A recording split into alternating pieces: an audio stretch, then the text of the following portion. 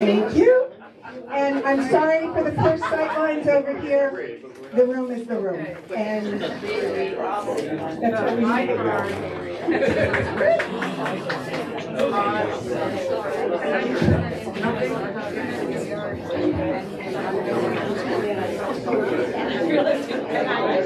Much better view down here. You can't see anything. No, I will. Stretching the legs. I don't want to pass out. Yeah.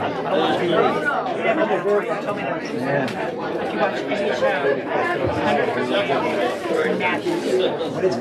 It's a surfing. Oh. Surfers. That's crazy. That's crazy. Where do they do that? In Portugal. Yes. It's crazy.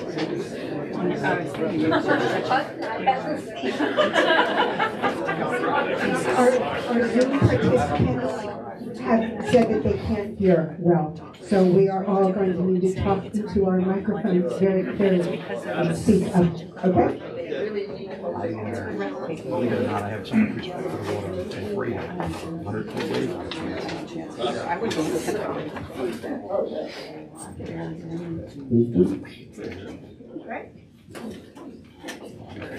All right.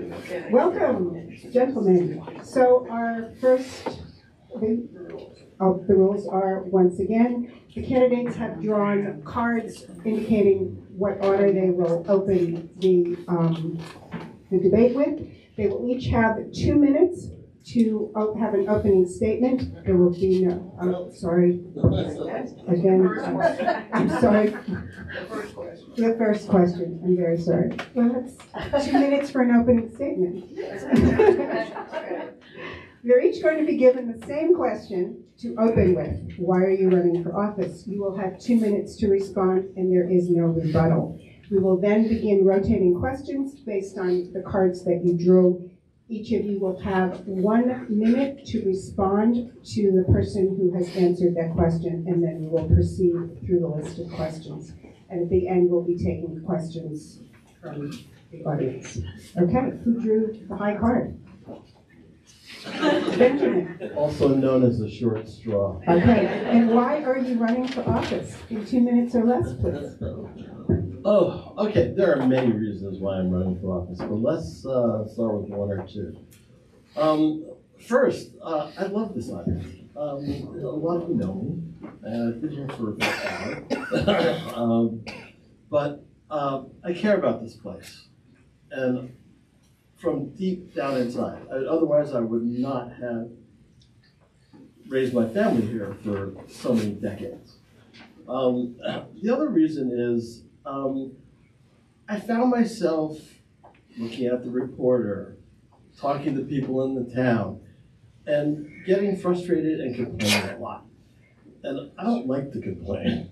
And at some point, you either have to stop complaining or do something.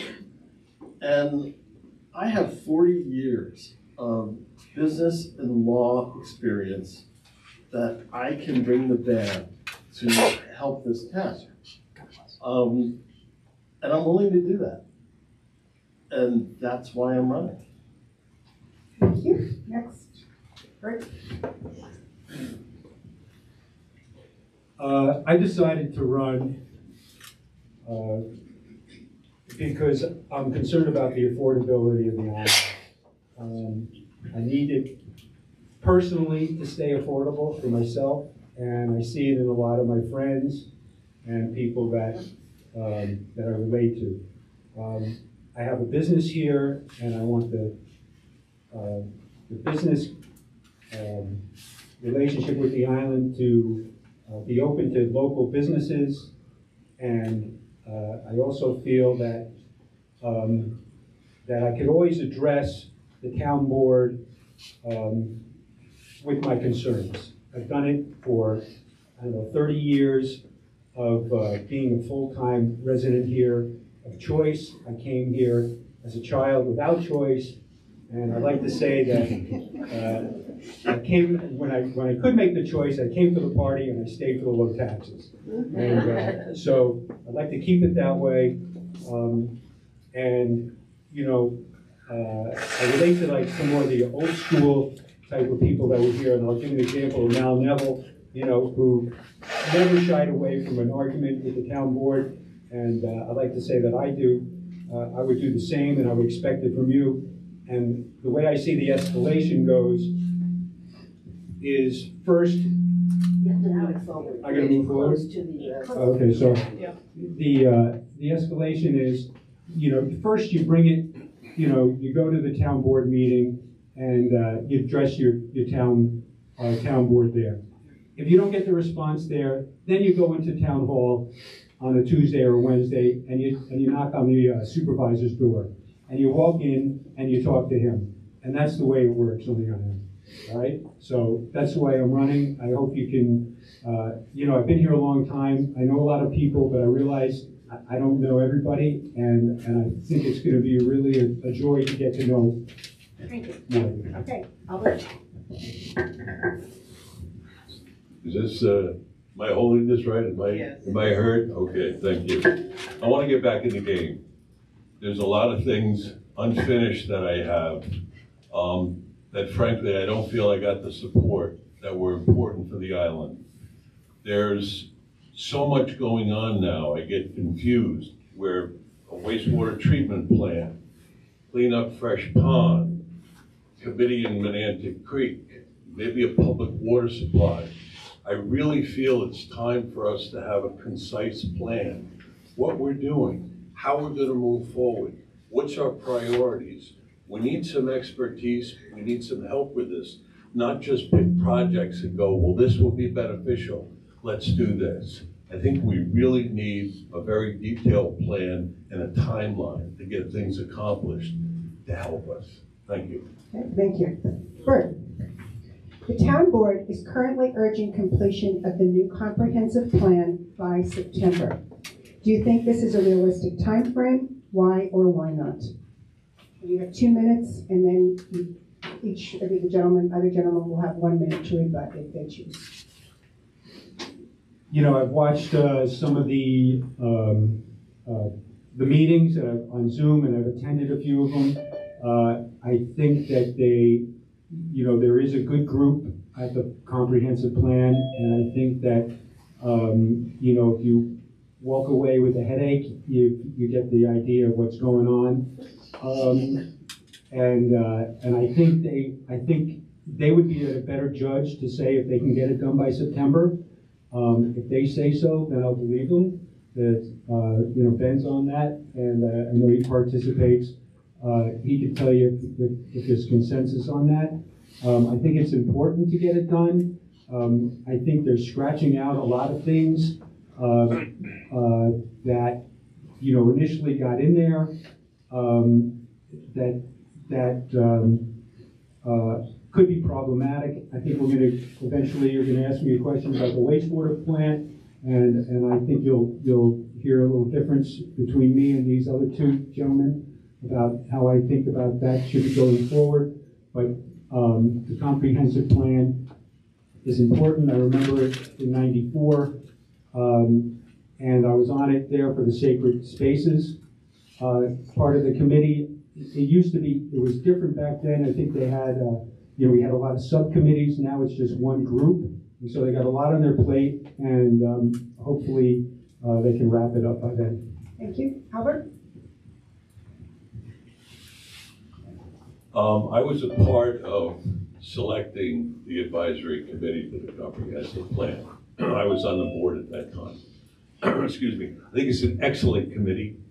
It's a committed group of people with a cross-section of Shelter Island. Local people, some that grew up here, some weekenders, some that are here, have moved here, retired here. It's a real cross-section of the island. I think it's a good thing. I don't think it's a good thing if the committee is steered in a certain way to favor certain initiatives within the comprehensive plan. I think that's a conflict. I think the What about plan, the timing? Timing I of the don't plan. see the rush to get it done this year. I don't see the rush. let's get it right, and let's have, again, a plan of what we need to do moving forward. Thank you. Hi, well, as most of you know, I sit on that committee along with Joanne, and I thought I saw BJ hiding over there and Meg standing in the back. And I first would like to say that the Comprehensive Plan Committee and the task force, really smart, hardworking group of people. That group can produce a good comprehensive plan. I don't understand why there's a time limit put on it. I have always moved towards correct over fast.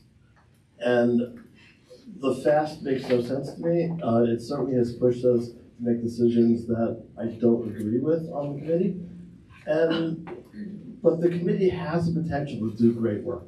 So let it do the great work it can do. Thank you. Albert, what will the importance of transparency in government require you to do in your role as councilman should you be reelected? The first thing I would suggest and hope that we could do is eliminate the 3-minute clock. I want to be more involved with the people. I think they need to be heard more consistently. I think the temperature has gotten very divisive on the island. It's not an easy fix, but I think by engaging with people and bringing them together, we can make things happen in a better fashion. Thank you. Ben, you have a minute to respond. Joanne, could you repeat the question? Sure. What will the importance of transparency in government require you to do in your role as councilman should you be elected? Well, it will certainly require me to actually do one of the things that I truly believe in, which is I have always learned more by using my ears than my mouth. And the transparency in government, I mean, there was a discussion before when Gordon and Jerry were up here. And I think the disconnect there was that, sure, you can build a plan internally, then go out to the public to get input. But at that point, the plan is built. Where I think the input from the public has to come is before that plan is finished. And you certainly have the people inside town government putting the plan initially together. Thank you. But then finish it off with input Bert? from the public. Thanks. Yeah, transparency. So I think what we're talking about is the old boy network, you know, and if it's there, you know, for some people get special treatment. And, you know, transparency means, you know, treating everybody the same way and looking at the rules and the regulations, the way they're written. And if we have a problem with the way they're written or the way they're being enforced, so we got to address it that way. And no special favors, you know, just because you've been here for a while or you know how to work the system. Thank you. I'm starting to get confused here. Okay, back to Ben. Water quality and quantity are problems in certain areas of the island. Do you think herbicides, pesticides, and irrigation play a role in this? And if so, do you think the town needs to pass more regulations? Well, for a few of those things you mentioned, the town has no control of them. The county and the DEC control pesticides. Herbicides, not sure. Irrigation, the town can have a role in. And I think the town should take action to protect the environment where it can. And where it can't, I mean, there should be a dialogue with the county, who does have that ability to control those things. Our needs must be advocated for when we cannot advocate directly for them ourselves. And I yield back my time. Right? Is that pesticides and? Water quality and quantity are problems in certain areas of the island. Do you think herbicides, pesticides, and irrigation play a role in this? And if so, do you think the town needs to pass more regulations?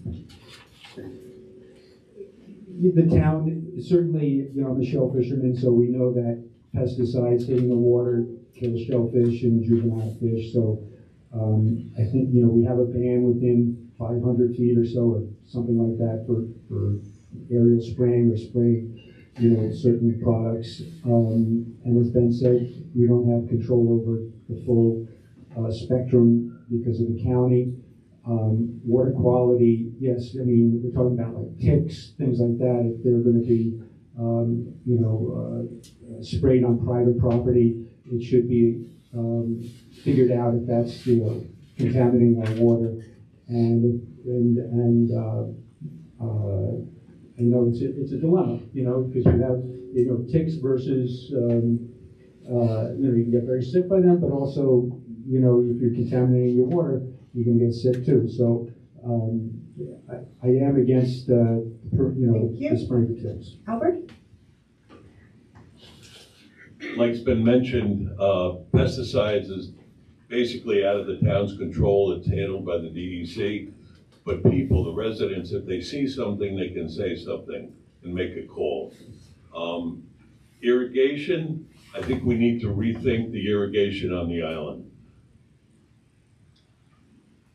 Our water, we are water challenged. And I think, even though our early history was British, I think our obsession with green lawns is counterproductive to where we really want to be. Irrigation wells can be put in without the town knowing it. An individual can go, I shouldn't advertise this. A person can go to the county and be permitted to put in an irrigation well on their property without the town being involved in that. That's got to stop. Somehow, somewhere. Thank you. Bert? Houses over 6,000 square feet are routinely approved by the town board. A fact lawyers for these proposed projects cite when they come before the board seeking these special permits. In your opinion, what will the recently passed 6-month large residence building moratorium accomplish? Well, the town board's got a lot of work ahead of them to address this in 6 months. I think that if we can, you know, there's a lot of pressure from, you know, people coming from off island who are, see the town and understand the code that you can get, you know, 6,000 or more square feet in the 2 or 3 buildings that you can build on a lot and put in a tennis court and the pool. It's a hard question to answer in 30 seconds, but I think the town. You have 2 Oh, I minutes. have 2 minutes on this? Okay. It's a lot easier with 2 minutes. Let me take a Go for breath. it. All right, 2 minutes? Sure. I solve it all. Oh, 1 minute to go? No problem. I'll get half of it done. All right, so look, I think the, you know, there's no limit to up. You're going to get people that are going to say 6,000 feet. You're going to get people who are going to come here with enough money, and they're going to say, well, gee, I've got 5 acres. You know, I could split it up. I could put 30,000 with the house on. You know, if I split it up to 5 ways, why don't you give me 20,000 for a house? So I think, you know, we need to protect the character of the island and also some of the characters that are here. And so, you know, I think that's a real thing that we can lean on for controlling the size of these houses that people are proposing. So I am for a limit to the upside. I know that might hurt what's called the high-end residential kind of development, but you know, you might get somebody that's like in Sagaponic, Ira Rennick, who wants a 100,000 square foot house. And so we got to look over, you know, all the resources that the island has, and we have to understand that it's a shared resource, particularly the water. Thank you. Now, Albert, you only have a minute to solve the problem.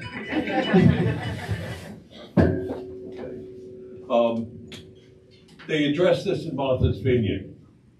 They passed referendums in townships to limit the size of a house to 3,500 square feet. Frankly, I think that's the way to go. The town board was talking about area ratio. That just is going to continue the arbitrariness of how much property, how big of a house. let's cap the size of a house. And to use the moratorium, there's so much more that needs to be addressed. When they wrote the code over 20 years ago, they allowed 2 bedrooms and an accessory dwelling in a nearshore area to be, because of the environmental sensitivity. Now we have multiple bedrooms. We don't describe a bedroom in our code, so the people tell us, no, that's my office, that's my art studio, that's whatever it might be. We need to tighten up our code, the least of which, or the most of which as well, is the size of a house. Our code is weak and it needs to be updated. Thank you. Ben? 1 minute. 1 minute, thank you. Well, Albert's right. Thank you. Look, moratoriums, they sound lovely and it sounds like you're doing something, but all they're there to be implemented when there's a lack of policy making. That's why they exist. And we've had a very stark lack of policy making in this area. So hopefully the town board will take this time to fix the problem, to actually implement real policy around the size of houses, not floor area ratio. I mean, if that's the case, I could build a 40,000 square foot house on my, so that's not the way to do it.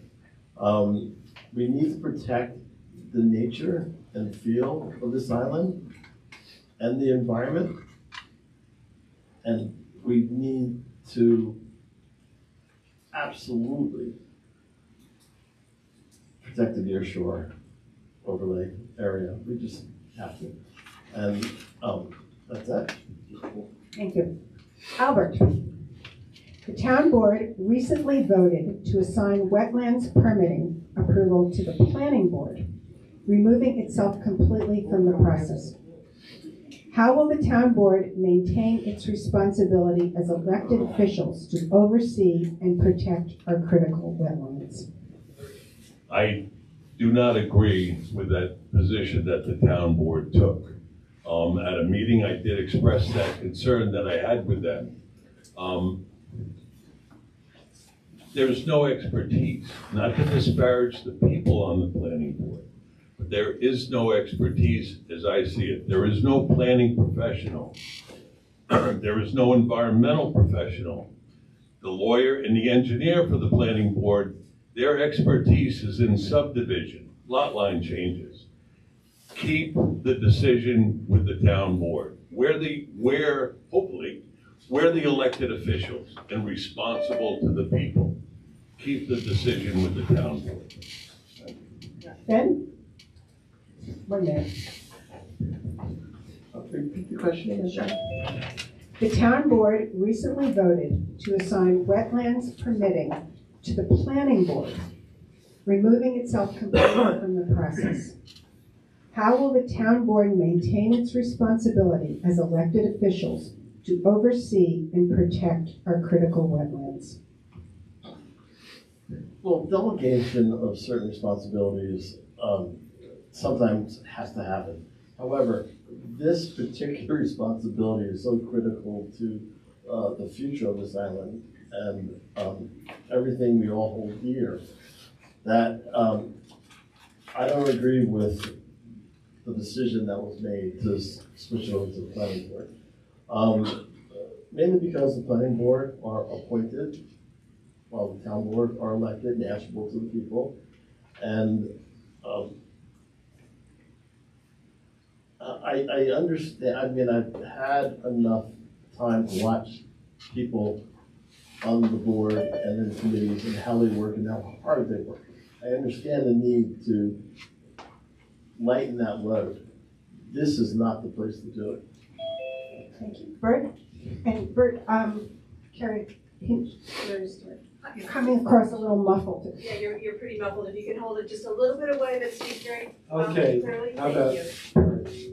We'll let those Zoom people Okay, thanks. log in. Yeah, because I got my kids watching. I don't want them to think that you got a problem. Okay, so for the Democrats in the room here, this is a real distinction between the two, you know, my co-seaters right here. You know, I looked at the problem that the town board was trying to solve. I listened to them, and they had, and Meg came, her presentation was, we have a problem with the flow chart of the way that these planning applications, you know, these buildings were coming to the town. They were going to the building department. The building department was sending it to the planning board. The planning board was going back to the town board. There was the flow chart, which Meg didn't even like go into that much detail, you know, but she compared it with her improvement. And since she was doing the work, she said, hey, let's reorganize this. So it wasn't just that they were abdicating the responsibility. She was trying to make it more efficient, and you were getting all. Thank you. Sorry. Thank you. Okay, Benjamin. Residential and commercial development over recent years seems to increasingly cater to an exclusive, wealthy clientele, resulting in an us versus them division. Do you think it's possible to balance the island's economy and opportunities to encompass every shelter islander, be they part-time or full-time? And if so, how would you go about doing that? 2 minutes. Okay, I'm not sure I agree with the premise, but I will say that this is a small island, and we need to take special care in protecting the community as a whole. It has to be a whole, healthy organism. And certainly, the first thing we have to do is make a successful effort at building affordable housing. There has to be every level of demographic here on this island for it to be healthy. And by catering to one or the other, like I said, I'm not sure I agree with that premise, but what I will agree with is that we have to work harder to make sure that everyone who wants to be here can successfully be here. And there clearly is not enough affordable housing for younger people, smaller families, and that has got to be job number one. Thank you. Right. Just repeat that, just so. Residential and commercial development over recent years seems to increasingly cater to an exclusive, wealthy clientele, resulting in a widening us versus them division. Do you think it's possible to balance the island's economy and opportunities to encompass every shelter islander, part-time or full-time? And if so, how would you go about doing it? You only have a minute to solve this problem.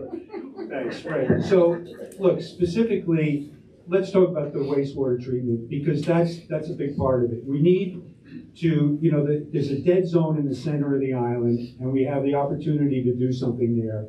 And look, when I was, 40 years ago, we had, way more businesses there. We had the House of Glass, we had Boax or George's where it's 18 Day. We had, Feedy's in the center. We had Carol's. Now it's a dead zone. B1 is a failure. We've got to address that.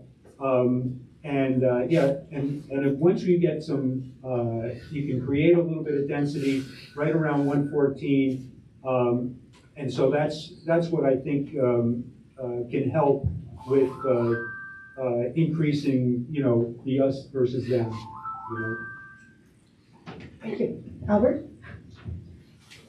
Unfortunately, what's happening in Washington, D.C. has come to little old Shelter Island, much to our chagrin. It's not an easy answer how to do that. I think we need to be more inclusive, need to pay attention more to each other and work together. I know that sounds patronizing, but I think that that's what we really need. Bert, back to you. You have 2 minutes to solve the problem. Many individuals and organizations, such as the Shelter Island Association, comprised of neighborhood associations, have become increasingly vocal in their opposition to decisions being made by the town board. What weight would you give the viewpoints of these organizations and individuals in your decision making? Yeah, well, look, they have to come in a lot. They have to. These organizations are the people, and they need to state their opinions clearly. But the town board, needs to set leadership and go about a vision and finding it and acting upon it. I think if Silver Beach is telling us how to, what you need to do in the center, I don't think that has as much weight as the people who are in the center telling us what to do in the center. But at the same time, we all share, the benefits of, say, the school. We all can send our kids there, and it's a great thing for the island. But it's a source of nitrates in the water. So what's to say that nitrate, should stay in the center, so to speak? I think the best thing we can do for that nitrate is to treat it as deeply as we can and release it somewhere on the island, safely. So that's why the wastewater treatment plant makes sense to me. And, I heard recently that we have someone described the Heights treatment plant as the Heights treatment plant. But then I heard someone say, oh, it's the aging Heights treatment plant. So now we got a new category of something on the island. So I think a lot of things need to be looked at throughout, within neighborhoods, but for the whole island to go forward. Albert? The SIA represents, I don't know exactly what the number is. 10. 10 homeowners, who do I owe a debt of? 10 homeowner association. All the people, including myself, spoke out at the town board meetings and hearings to keep the final decision on wetlands applications with the board. They improved the criteria. I will give the board that. They did a good job at improving the criteria, but they didn't listen to the people. They went ahead with the decision on their own. They could have compromised and said, let's do it for a period of time and see how it works.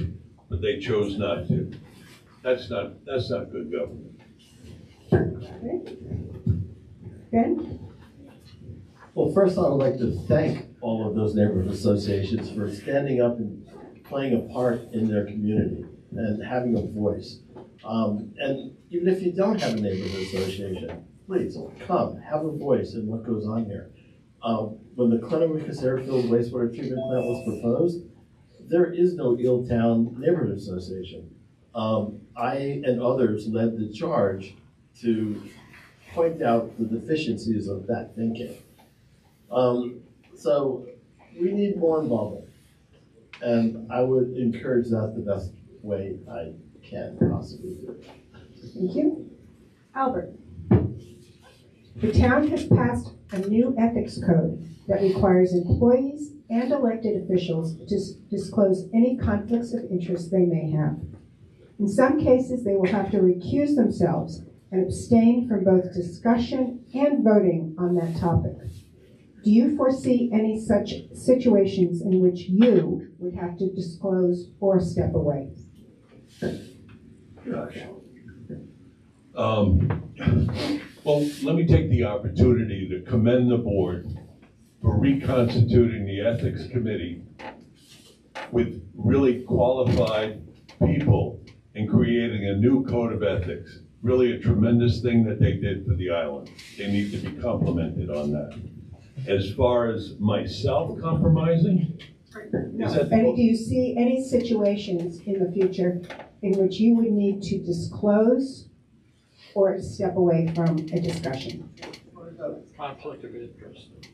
Wow, right now, no, I don't believe so, but if it did arise and it was pointed out, I would certainly do that. I would step away and I would recuse myself, without a doubt. Okay, Ben? Yes, as Albert said, great job by the town on the ethics committee. The only thing that really comes to mind for me, as a lot of you know, I'm very involved with Sylvester Manor. I was one of the people that founded what you now know today as Sylvester Manor. We started with the CSA, that's been 2009. And I served 5 years as the board president of Sylvester Manor. So, and as you know, the Sylvester Manor does have dealings with the town. We're 250 acres in the middle of this island. So if I am elected to the town council, and there are issues that come up with Sylvester Manor, I still sit on the board of Sylvester Manor as well. I would probably find myself thinking about refusing. But it depends on the issue, it depends where I am. Bert. Yes, I have a morning business, so and I think one of the reasons I think the town board went after the ethics, redoing it, the ethics committee was one of the times I presented myself to the town board and talked about a member on the WMAC.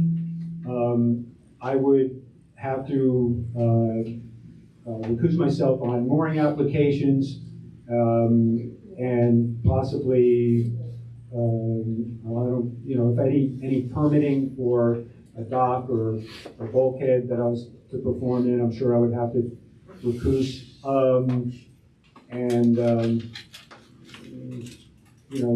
What other business do I do? Well, I did the picture framing for Kiki, so if the town board wants to do any presentation, I would, to people, I would not vote on that. T-shirts or hats. Thank you. All right, back to you, Ben. This question has 2 parts. Many private wells are unusable due to saltwater intrusion or contamination by chemicals such as those good old nitrates. Does the town have a responsibility to educate the public on the necessity of water testing? That's the first part. The second part is, does the town have a moral or legal obligation to ensure that residents have access to potable water? So, town government exists to protect the health and welfare of the people that live in the town. So educating people about the importance of clean water and knowing whether or not the water coming out of your tap is clean is part of the town's responsibility. Now, as far as helping support and provide potable water, yes, the town should use its resources, its grant application and grant award abilities to help people in the town have drinkable water. It's 2 parts, but almost the same question. There should be an educational piece, how to teach people how to be healthy, and then help provide them the tools and the means and the actual water to be healthy. Right? Okay.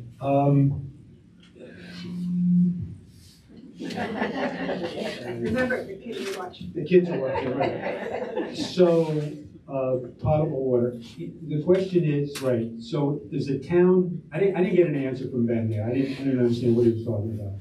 But the point is. It was 2 yeses. 2 yeses? Okay, I'm not too sure to what. But the question is, does the municipal responsibility, does the town have the municipal responsibility to provide clean water to his residents. And I look at it this way: are we going to deny clean water to our residents? And I don't think we should. I think deny water to anybody on the island. I think we have to figure out how to supply water to everybody on the island, from Ram Island to Silver Beach and in the center. I think it's a municipal responsibility that the town has got to get used to in the new world that we live in. Albert? The education piece is certainly something that should be pursued. It is a health and safety issue. We do need clean water on the island. How to do it is a very big question, not an easy question to answer. The first thing we need to do, one of the first things, is to take care of our upper glacial aquifer. Install IA systems. We need to clean water what we have. As far as supplying water, I would first look at small community wells rather than a massive overall system. I would start with small community wells for water supply to those people that are challenged with potable water. Thank you.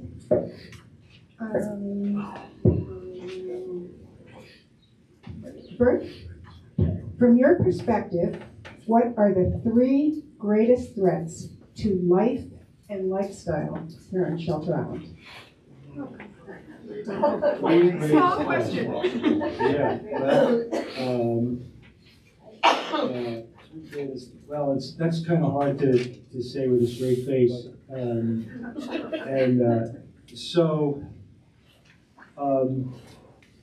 You know, well, affordability is a threat to the island.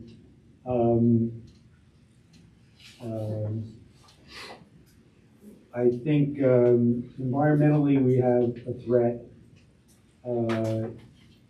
particularly with climate change and how that's going to affect the how we protect ourselves. And you know, probably you know, our water, and then with that probably, you know, keeping with affordability, I would say housing as well,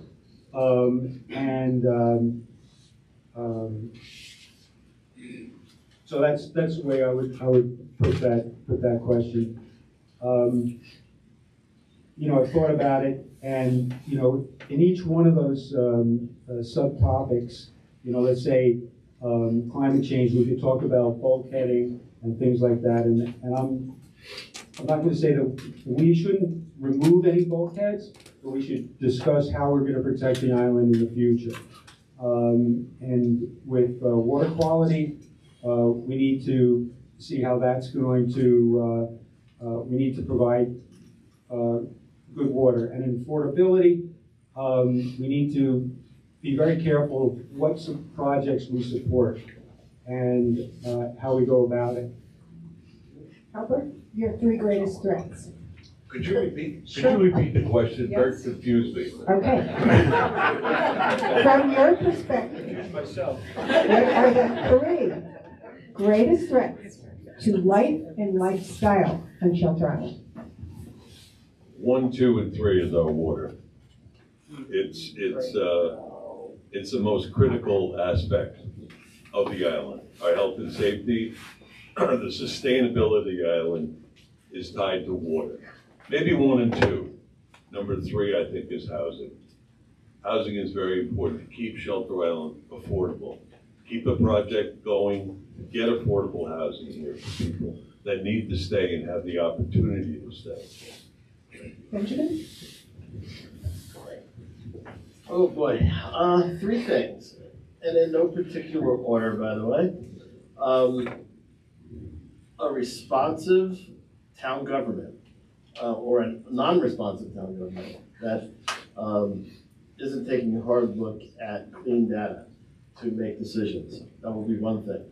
Obviously, clean water is I wouldn't call it a second thing, but in no particular order, the second thing. And I want to say affordable housing, but it's really more about making sure that this community is well-rounded, that we don't lose a whole segment of the community because we're not providing certain services in the town. Because without a well-rounded community, this place will skew off track. Okay, thank you. Thank you, each one of you. Now you each have 2 minutes for a closing statement, right? Starting with Albert. Hold the clock, please. Let me get my glasses on. Thank you. For those of you who may or may not know me, I grew up here. I am 4th generation, who was given a strong sense of family and community. I graduated from Shelter Island School. I went away to college and work, but always maintained a home here and my connections. Shelter Island is part of my soul. So much so that my wife would have you believe there was a prenuptial agreement that when the time came, we would settle here. Right, babe? I served on the town board from 2018 through 2021. I was the leading and sometimes sole advocate for protecting our environment, our waters, and our wetlands. I proposed many initiatives to help ensure the long-term sustainability of our island, to improve our waters and limit excessive building. As a reporter article said about me, quote, if there is a single word that captured Mr. Dickson, it is water. He stressed an urgency to never postpone serious legislation meant to ensure action. If returned to the board, I will bring my passion for the environment to continue the work I began, and hopefully with more supportive colleagues like Gordon and Ben. I will also bring the knowledge I gained while in office of many town issues, how the town operates, and how it could be run better. I will also work to improve the dialogue, to unite and not divide, to listen and instill trust in town government.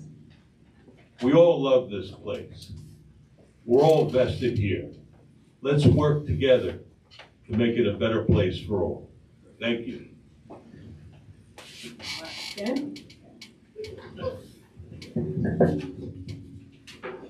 So, I can sit here and talk about how long I've lived in this community and the ways in which I've contributed to it. But we all have our bubbles and our comfort zones. I'm well known in some arenas and not so much in others. And then there's a whole DNR divide. None of that is important on this rock, since we are all affected by the same major issues that some could say are being mishandled by the current town government. And that's no matter where you live or how you live. In my professional life, I only experienced success when I built a really good team and worked well with others. Collaboration is the quickest road to solutions, and you get the most positive motion out of people when they feel that they are being heard and that they are contributing to something that is dynamic and inclusive. That is what I hope to bring to town government so that we can actually solve the water quality problem in the center, protect our wetlands, build affordable housing, absolutely critical, promote controlled commercial development, and make town government more transparent and responsive. I decided to throw my hat into this ring because I realized that I have professional expertise to offer. Instead of complaining about the lack of honest data being used, I decided to try to change that. If the people of Shelter Island want my help, I'm there for them. Thank you. I didn't bring any notes, but I really appreciate to the Democrats. I think it's really important to understand the difference between the three who are running a separate agenda versus the Democratic committee. And they didn't, which, you know, as they said, they're an island for all, but they, except for me and probably you. That's what I wrote in a letter to the paper. And I'll repeat that here because I think that these three gentlemen really want to stop, you know, so a lot of the work that the town board, which I can't believe when you listen to them, how did they get elected in the first place? You know, there's some Democrats and Republicans up there, and you think that they didn't listen to anybody, but I think they have, and what they're dealing with is really contentious issues, particularly in the center of the island right now. Now, I don't always get along with all of them, and you can go to the videotape and you see Jerry trying to take me out of a meeting with the guard there, and you know, so and Jerry, you know, some of your ideas, you know, I think are it's good to have ideas, but it's better to have money, and I don't think the town's got all the money for all your ideas. And I think that I can rein some of those in. And four, I think you got a good plan with the waste treatment plant. I think that's going to solve a lot of issues with the town. You got to look into B1 zoning and resurrect the center of town and make it a livelier place. I'm a supporter of the library here for that to be a community center. I support the fire department. And I also support, you know, town services. I think we need to use our resources wisely to keep the place affordable. And that's what I like to bring to the town board. You can come out and yell at me. It's you know, I'm a little deaf, so loud, you know, do it loud so I can really get it, okay? Thank you. Thank you very much.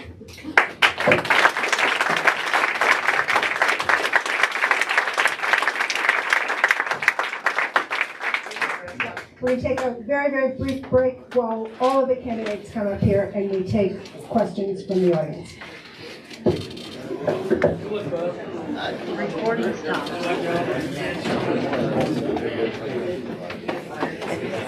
Anybody want a question? Card?